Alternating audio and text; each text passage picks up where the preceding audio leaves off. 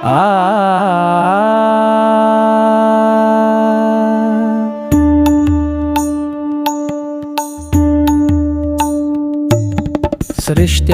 ब्रह्मणा सम्यक् पूजित फलसिद्धये सदैव पार्वती पुत्रनाशं करोतु मे। सदैव पार्वती पुत्रनाशं करोतु मे। त्रिपुरस्य वधात् पूर्वं शम्भुना सम्यगर्चिता सदैव पार्वती पुत्रनाशं करोतु मे। सदैव पार्वती पुत्रनाशं करोतु मे। हिरण्यकश्यपादीनां वधार्थे विष्णुनार्चिताः सदैव पार्वती पुत्रनाशं करोतु मे। सदैव पार्वती पुत्रनाशं करोतु मे। महिषस्य वधे देव्या गणनाथ प्रपूजितः सदैव पार्वती पुत्रनाशं करोतु मे। सदैव पार्वती पुत्रनाशं करोतु मे।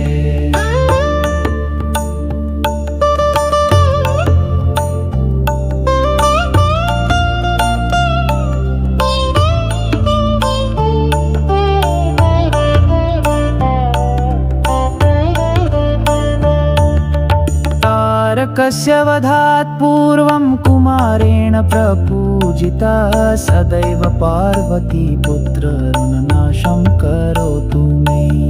सदैव पार्वती पुत्रनाशं करोतु मे।